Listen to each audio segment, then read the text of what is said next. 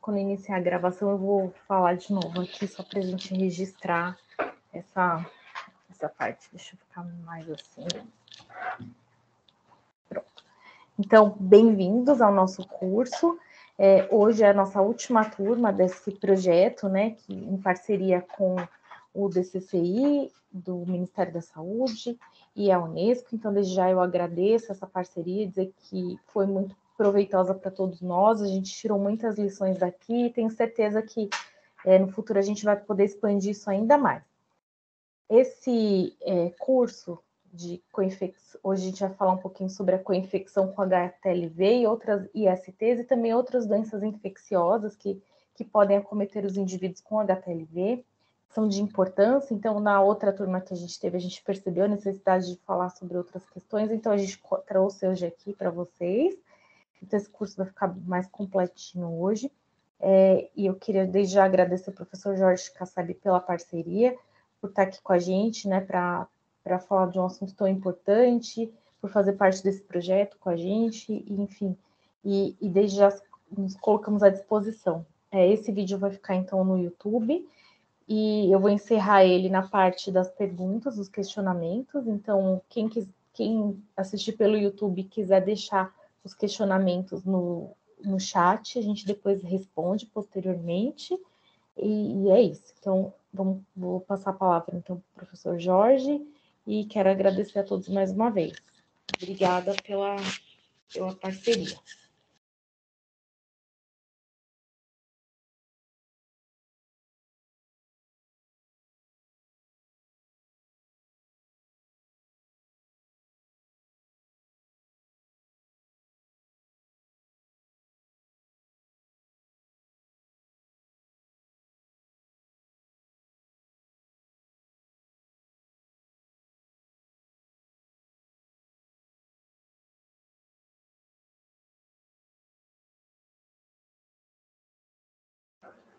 Bom dia a todos. Obrigado, Tatiane, pela introdução.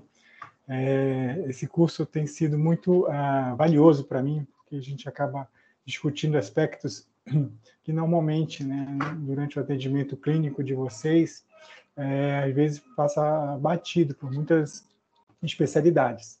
Então, acho que hoje a gente vai poder ter uma oportunidade de conversar sobre esse assunto muito, muito interessante, que são as co-infecções, né? Então, pessoas vivendo com HTLV1, como, né, outras questões também, eles podem ser infectados por diversos outros agentes infecciosos, né, que a gente vai dar um foco aqui no HIV, hepatite C e outras ISTs também, a gente vai discutir um pouco.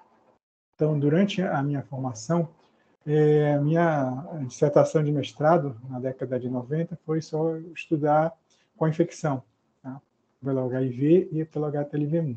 Naquela época, né, nos anos 90, no início dos anos 90, existia uma prevalência muito grande entre pessoas que usavam drogas endovenosas.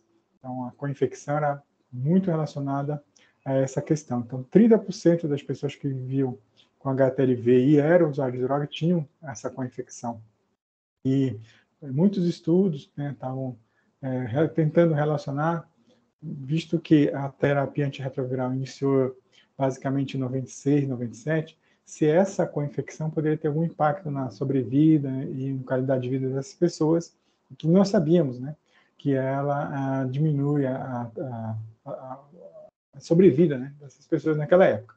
Então, felizmente, durante o acompanhamento mais recente, nos últimos 20 anos, com a instituição da terapia combinada, essa incidência de doença foi bem mais...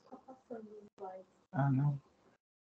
Eu vou tentar aqui. Então. Espera aí, só um pouquinho.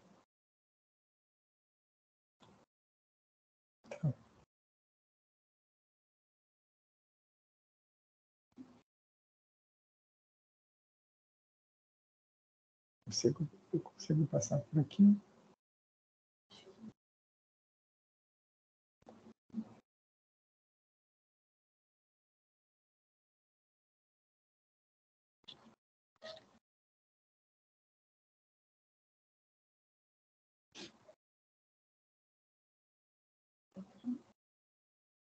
Bora. Pode continuar? Pode.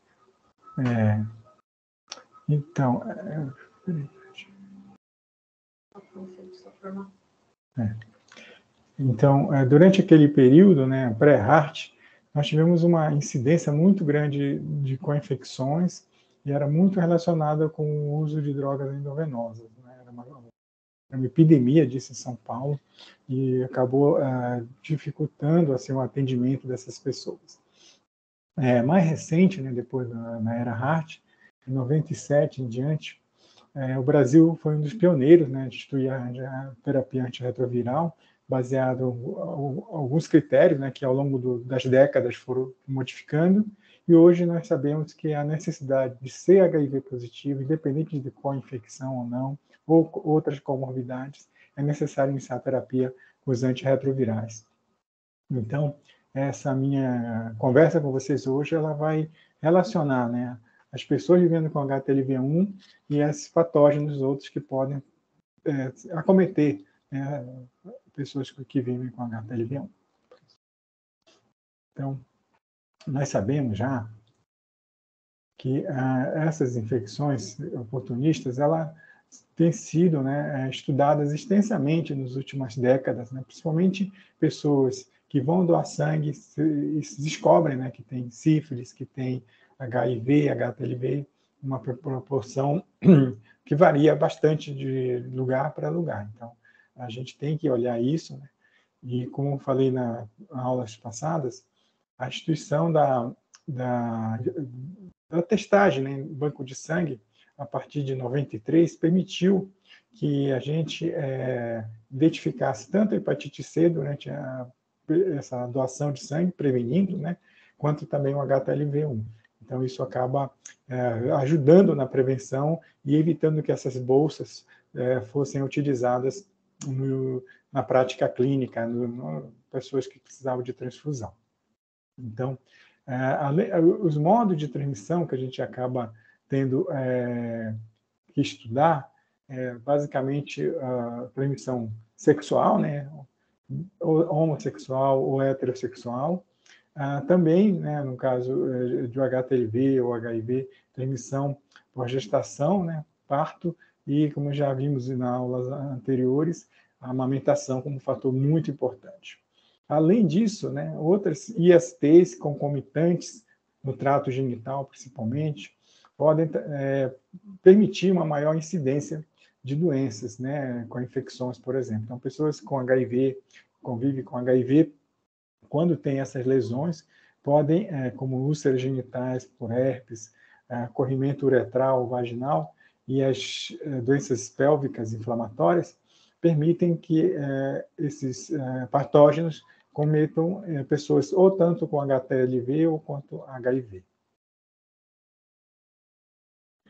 Bem, com a disseminação é uma pandemia, né? A gente sabe que sífilis, gonorreia, clamídia, enfim, várias outras ISTs permitem que esses patógenos continuem na comunidade em circulação, né? Então, a gente sabe que essa transmissibilidade é maior em algumas populações mais vulneráveis, né? Incluindo homens que fazem sexo com homens, por exemplo.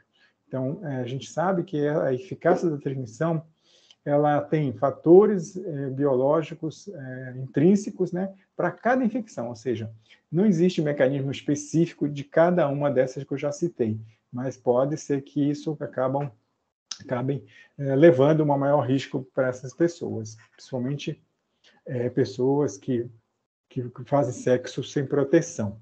Então, a gente, quando estuda isso, a gente tem que ver a quantidade de parcerias sexuais durante o último ano ou durante a vida dessa pessoa, que mostra claramente a questão de risco, né?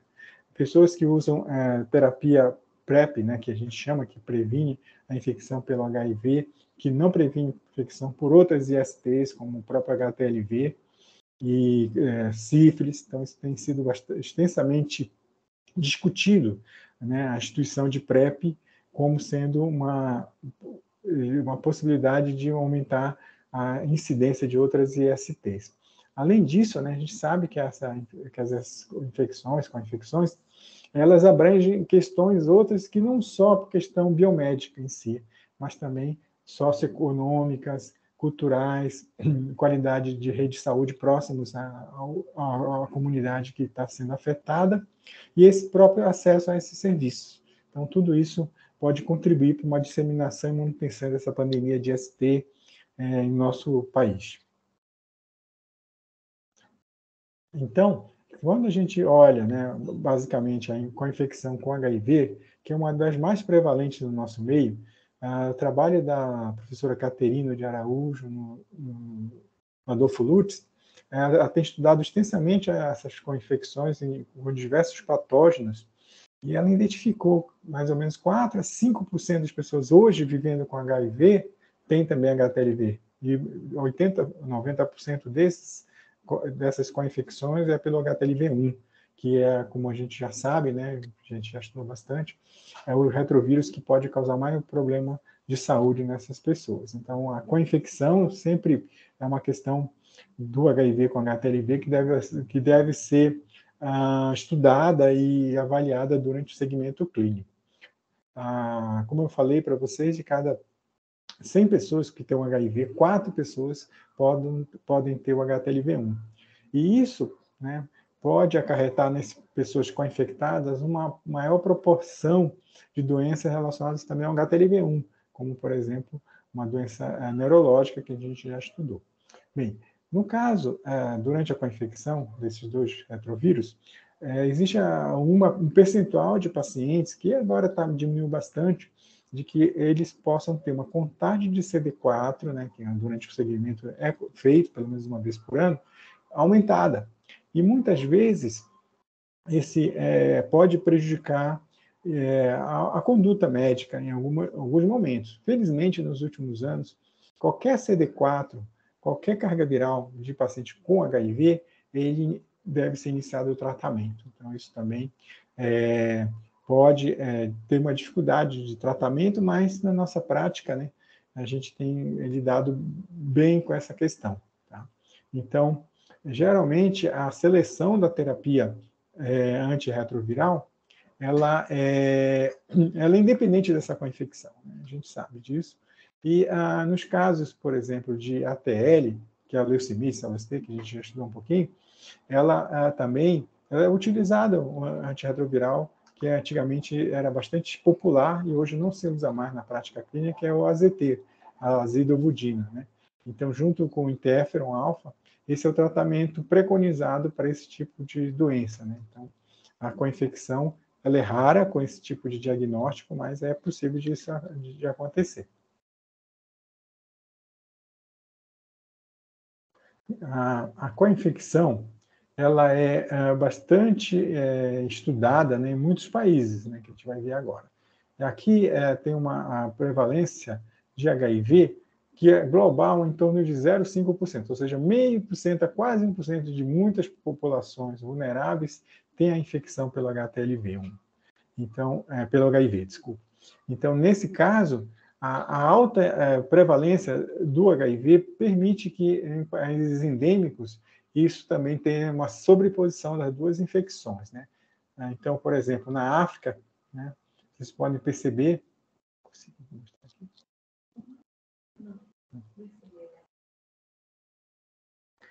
Então, nesse mapa do mundo, né, a gente vê, como eu mostrei para vocês, o epicentro da pandemia de HIV é na África, e aqui também do HTLV1 é na África. Além disso, né, a gente tem o nosso país, né, tem uma possibilidade de uma co-infecção mais importante. Como eu falei para vocês, o trabalho em São Paulo deu uma prevalência de 5%. Então, se a gente considerar que São Paulo tenha, sei lá, 100 mil pessoas com HIV, é provável que tenha pelo menos 5 mil pessoas co-infectadas. Então, isso também pode ser um fator importante de nós termos isso em mente, tá bom? Não vou entrar em detalhes aqui, mas esses próximos 3 slides eles mostram todos os trabalhos que estudaram a co-infecção HTLV e HIV. E utilizando o sistema que eu usei aqui, eu tentei ver o lugar onde tinha menor prevalência, que foi 0,3%, né, até mais de que 10%. Então, isso acaba sendo um número bastante expressivo se você considerar o número do mundo, né? E isso tem a relação, possivelmente, com ex-usuários de drogas ou pessoas que vivem em locais de co-infecção ser mais prevalente em grandes centros urbanos, e, enfim, toda essa questão, alto índice de STs, como falei anteriormente, úlceras genitais permitem que isso acabe sendo um fator de transmissibilidade. Vou dar um exemplo mais recente do que tem acontecido no nosso ambulatório, no HC.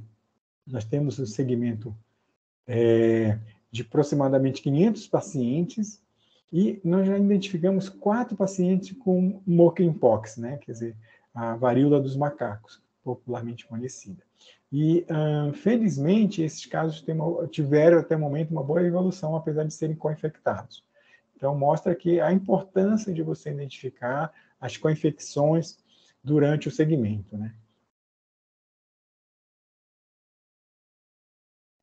Nós fizemos uma projeção, já há um tempo atrás, eu e o Arthur, da Universidade de Alagoas, Federal de Alagoas, mostrando quanto, baseado na nossa população geral, né, total do país, quanto seríamos estimados pessoas vivendo com HTLV1. Tá? Então, são pessoas, uma estimativa, né, de cada local, cada estado, que mostra, no norte, mais ou menos 100 mil pessoas infectadas, e é provável que, durante o tempo, né, hajam mais ou menos 5 mil casos de mielopatia associada ao HTLV1.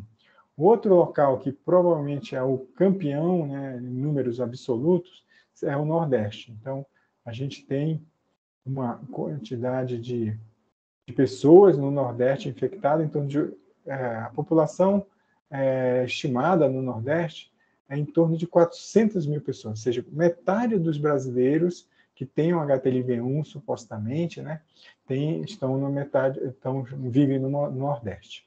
Utilizando essa mesma estimativa que nós colocamos aqui, que foi baseada nos trabalhos antigos, né, de 2005, a gente permite indicar que aproximadamente 20 mil pessoas podem ter hoje a mielopatia associada ao HTLV1. Se vocês me perguntarem onde estão esses casos, é muito difícil de falar, né? Mas, olhando grosseiramente, dos 1 milhão de pessoas com HTLV1, 50 mil pessoas estão com a mielopatia associada ao HTLV1.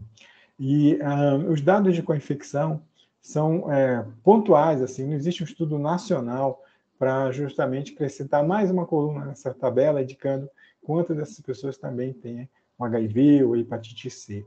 Isso pode, ao longo do tempo, ser um fator de saúde pública, né, que a gente possa fazer uma estratégia de prevenção para os dois retrovírus, no caso. Então, como eu comentei, 1 milhão de pessoas têm um HIV, né? A maioria dela, felizmente, está sob terapia. Essa terapia ela é altamente eficaz, né? Um exemplo nosso é mesmo um ambulatório, desses 500 pacientes, praticamente só 3 ou 4 pessoas ainda têm carga viral positiva, geralmente porque não usa medicação, né? Uma baixa adesão, negação da doença, assim, tem vários fatores que a gente tem avaliado durante os anos, mostrando que algumas pessoas não querem, até mesmo tendo acesso, né, pelo Sistema Único de Saúde, elas não tomam os medicamentos que foram preconizados. Por outro lado, né, então, enquanto o HIV tem esse controle, basicamente, pelo uso de medicamentos dos antirretrovirais, que eu comentei, uma adesão bastante elevada no país, mais de 90% das pessoas tomam terapia e estão indetectáveis, o HTLV1, infelizmente, ainda não tem essa mesma visibilidade. Então, a gente tem estimado que, como eu comentei anteriormente, 1 milhão de pessoas são portadoras do HTLV1 e uma boa parte delas não sabem disso. Então, é uma questão importante, né, que as pessoas que estão na ponta, na sociedade civil organizada, que possam também insistir, né, com as autoridades locais para que, primeiro, que haja uma sorologia inclusa também nas pessoas que vivem com HTLV, HIV e hepatite C, hepatite B, enfim. Pessoas que estão com STs, sífilis, enfim, gonorreia, clamídia, também devem ser testadas. Nos novos manuais nossos, PCA-DT, já inclui esse tipo de abordagem, né? Mas vale muito falta de treinamento das unidades básicas, saber o que se trata de cada um desses agentes infecciosos, que geralmente focam mais em HIV. Então, existe uma necessidade da equipe ser treinada, né, para esse tipo de situação, que é o nosso papel hoje daqui, de vocês ficarem treinados para fazer essa abordagem. Um dos últimos estudos que a gente fez no nosso ambulatório, a gente avaliou se a co-infecção, né, tanto com a HIV como a hepatite C, poderiam trazer algum fator importante de letalidade. E a gente percebeu que pacientes que tenham a co-infecção, né, têm uma chance menor de prevalência, né, de doença ou de morte. Isso mostra que há necessidade de estudar.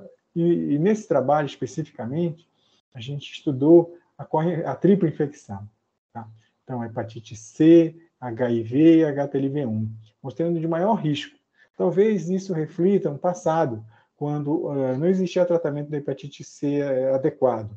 Então, nos últimos anos, acho que já tem uns 8 a 10 anos, em que tivemos uma possibilidade de uso de novas terapias para combate à hepatite C crônica, principalmente, isso ajustou melhor. Então, só para vocês terem uma ideia, nessa coorte nós temos 25 a 27 para HCV, que no passado acontecia. Essas pessoas desenvolviam cirrose e câncer hepatocelular, câncer do fígado. Porém, com essa nova instituição dessa terapia mais recente, desses pacientes que eu falei, 27, 28, nenhum deles faleceu até o momento devido à hepatite C crônica. Então, isso demonstra, né, a eficácia de a gente fazer os testes e instituir a terapia adequada para essas comorbidades ou co-infecções. Bem, como é que se dá essa questão da terapia antirretroviral? Antes da instituição da terapia antirretroviral, a letalidade nesse grupo populacional o nosso grupo fez bastante estudo nessa linha de pesquisa e mostra que foi uma sobrevida muito ruim. Tá? A maioria dos pacientes, independente da terapia, principalmente na terapia inicial, desenvolveu algum quadro relacionado ao HTLV1 ou mesmo HIV.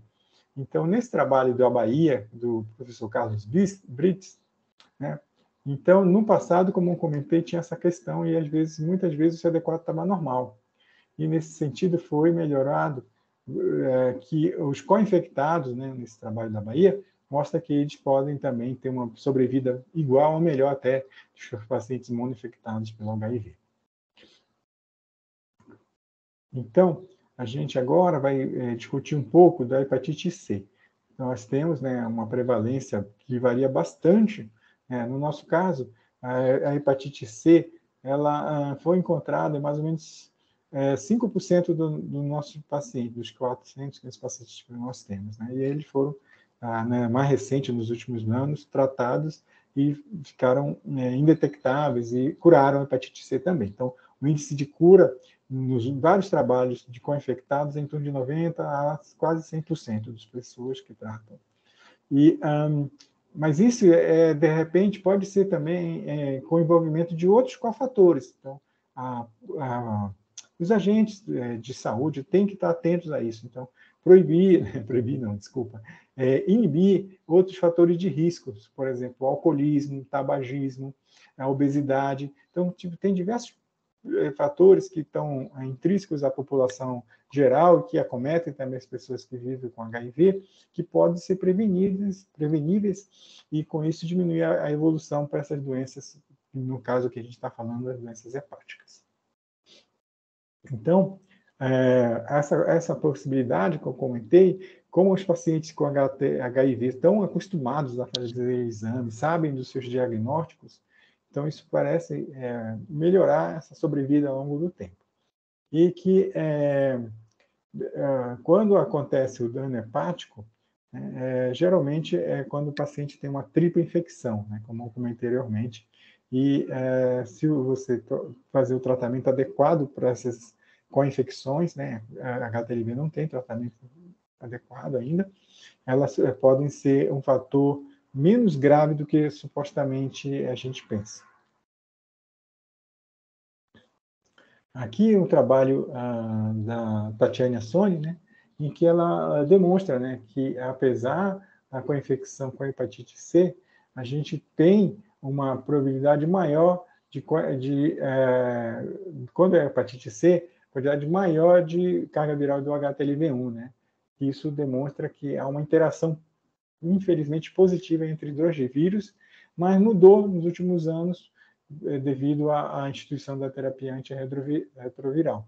Outros exames, por exemplo, que a gente fazia antigamente, que era uma proliferação via a imunidade da pessoa, a mesma coisa aconteceu. Então, pessoas que tinham co-infecção, né, com HCV, por exemplo, e HTLV, tinham uma capacidade de resposta maior. Talvez isso não seja tão bom assim, que essa capacidade de ativação pode danificar, vamos chamar assim dizer, os hepatócitos, o fígado em si. Tá? Então, sempre no atendimento regular, pelo menos uma vez por ano, fazer a sorologia para hepatite C naqueles que são negativos.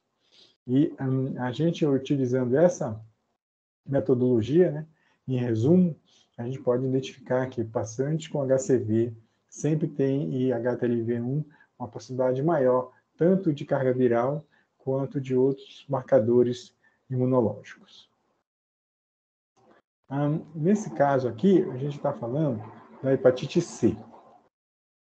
Esse estudo foi feito na Bahia, né, a professora Fernanda Graça, e lá, vocês sabem, né, é um estado, né, com maior prevalência de HTLV1 em nosso país. Então, eles estudam essa possibilidade, né? Então, nesse estudo, eles avaliaram os resultados da sorologia em mais de 100 mil pessoas que foram doar sangue. E dos pacientes que fizeram essa doação, quase 900, ou seja, 0,7% delas foram reativos na sorologia. E essas 0,7% foram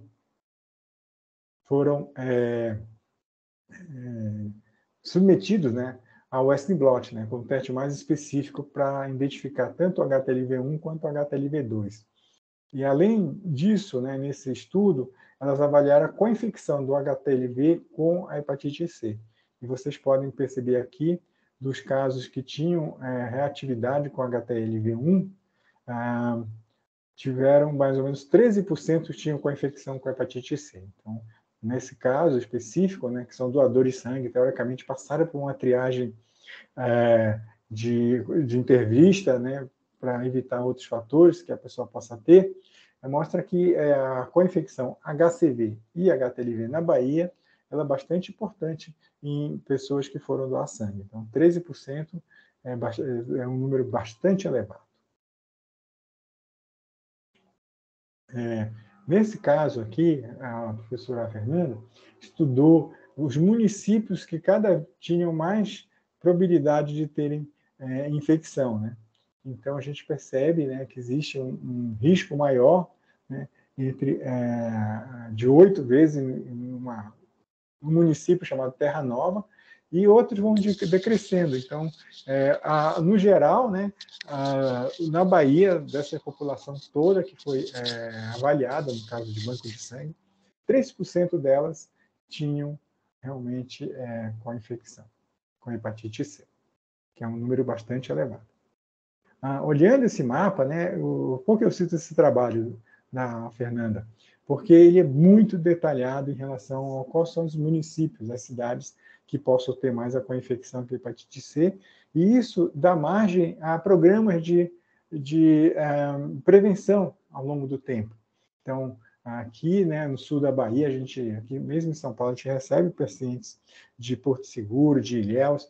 Vocês percebem no fundo do mapa, esses locais são de maior prevalência também. Na região metropolitana, na microrregião, de Salvador, no caso, também uma prevalência bastante importante. Assim, né, nessa etapa, a gente observou que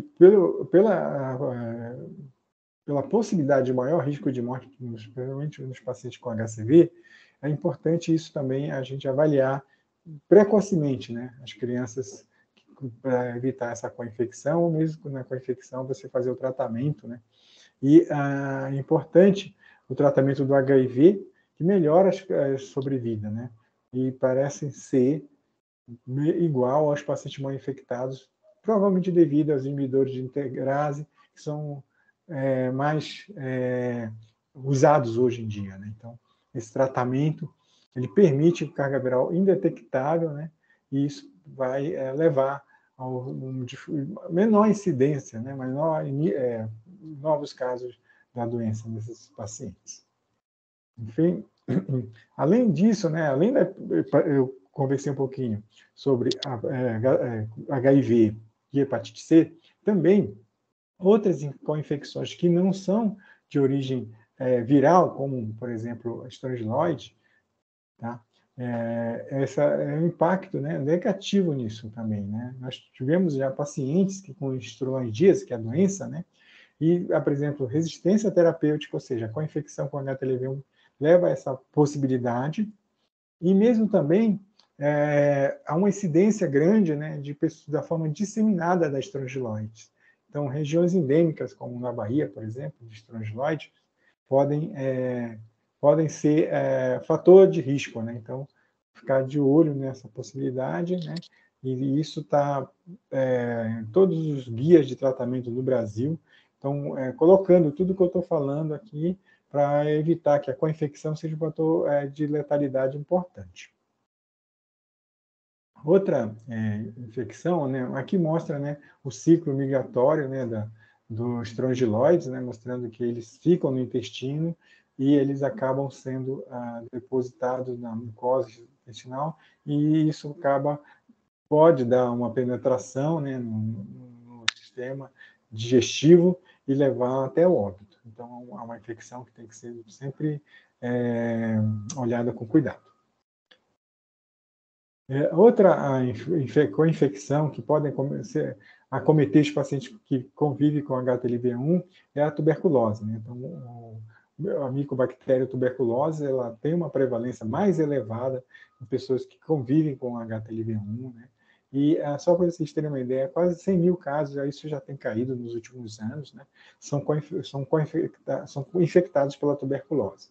E a co-infecção com TB e HIV é uma associação bastante importante, né? Na nossa corte, apesar de toda prevenção para tuberculose, com tuberculose latente, tratamento dessa tuberculose, alguns pacientes adoecem e tivemos até um óbito nos últimos anos, mostrando que isso é importante da gente estudar e avaliar durante o segmento clínico. E em relação às outras ISTs, né? Então, HIV é uma IST, o HTLV é uma IST também, pode ser. Isso permite que pessoas que podem conviver com outras ISTs, mesmo tendo o HTLV-1. Tá? O que, no último manual do Ministério, né, que a gente participou, foi elencado várias ISTs que podem causar úlcera anogenital, corrimento, doença inflamatória pélvica e verrugas anogenital. Então, no começo da minha fala, eu comentei com vocês que as ISTs são fatores de co-infecção. Então, um paciente que tem a sífilis, por exemplo, que a gente não colocou aqui, mas ele pode aumentar a chance de transmissão tanto do HIV quanto do HTLV em 3, 4 vezes. E se tiver ulceração, né, por exemplo, uma quebra de barreira na região genital, isso aumenta para quase 5 vezes maior de chance dessa pessoa ser infectada. Então, Sim, Treponema pálido está aqui também. Então, todos esses vários agentes, eles estão sendo investigados durante o acompanhamento e têm que serem tratados precocemente, né? Não só a pessoa que é portadora dessa IST, mas também seus parceiros sexuais, que podem também ser portadores e muitas das vezes eles não sabem. São o que a gente chama portadores assintomáticos. Então, a gente tem que avaliar isso, né? Então, um exemplo interessante de co-infecção é a HPV, né? Ela abre a possibilidade também, durante a co-infecção, uma incidência maior de câncer, né?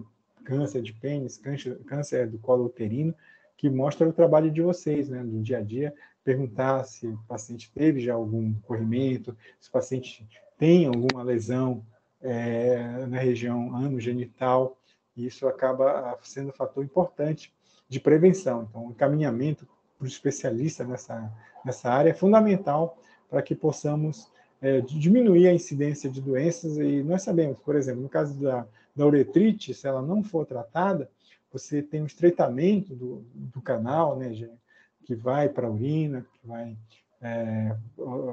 então, isso prejudica bastante. Tanto no caso das mulheres, a clamídia passa muitas vezes despercebida e também pode levar a causa importante de infertilidade. Então, isso tudo tem que ser levado em consideração pela equipe multidisciplinar. Então, a gente chega nesse momento, quais são as estratégias? Né? Depois de termos estudado os mecanismos básicos, né, de transmissão e da incidência dessas co-infecções, o que podemos fazer na prática, né, para que isso evite a sua contaminação e espalhamento, né, disseminação na comunidade? Então, muito importante a gente fazer com que as pessoas suspeitas com ISTs, qual é os níveis que nós temos que olhar para elas, né? Primeiro, se elas são sintomáticas, ou seja, avaliar o tratamento, como eu mostrei para vocês, se tiver corrimento, se tiver secreção genital ou anal, elas podem, né, serem tratadas.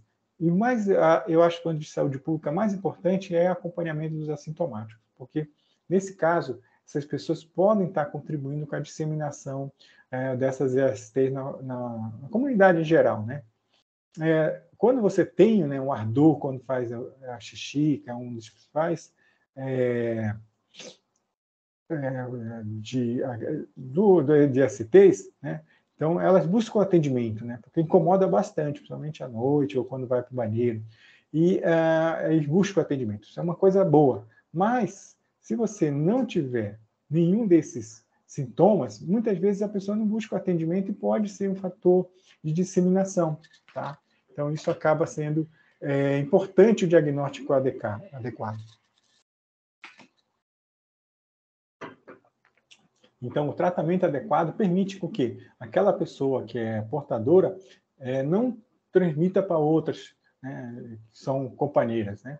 E, no caso de uma paciente assintomática, não vai saber o que acontece, né? Então, não vai ter o tratamento correto. Então, é importante, nesse caso, a pessoa ter o tratamento, no caso, completo, né? E isso não completo permite com que o vírus ou bactéria, ou, enfim, todo se dissemine, né, se prolifere, e isso permite com que também a gente descubra quem tem o vírus, ou bactéria, no caso, né, aí tratar as parceiras sexuais. Isso, às vezes, muitas vezes, no caso do HIV, tem várias pessoas que foram em sauna, foram em alguns locais, e não avisaram essas parcerias, então não puderam ser tratadas. Então, isso tem que diminuir, né, o número de parceiros sexuais, e a tendência, né, daqueles que tiveram uma forma sintomática, usar a medicação adequadamente para o tempo adequado, geralmente leva a cura. Porém, né, essas pessoas que não têm sintoma ou que os sintomas não são tão graves, acabam ter a persistência dessa contaminação, né? Então, a cadeia de transmissão permanece. Aqui mostra O que nós devemos fazer, né, nesse momento? Então, a informação na saúde é fundamental, né? Triagem, por exemplo, de clamídia nas mulheres, principalmente nas gestantes, quando disponível, né? E basear esse manejo em fluxogramas. O Ministério da Saúde está sempre atualizando, então, do ano passado para cá, atualizaram já essa manual, né? Óbvio, né? O uso de preservativo, gel lubrificante permitem ajudar um pouco essa melhora nos sintomas, né? Desde que haja o tratamento, o triagem para esses tipos de ISTs que eu comentei anteriormente, né? Principalmente sífilis, gonorreia e clamídia, que são os mais próximos, né? Dessas populações de alta vulnerabilidade, como homens que fazem sexo com homens, transexuais, entre outros, e os ex-usuários de drogas também podem cometer. A transmissão vertical é muito importante. A sífilis é uma pandemia, né, e principalmente na população HSH, mostrando que isso também tem um fator de atuação, né? Então tem que ser feito um diagnóstico, exame físico, diagnóstico sem o laboratório. Então existe um tratamento de profilaxia, né, para as ISTs, que você usa um coquetel de tratamento por alguns dias somente, então isso facilita a adesão, né?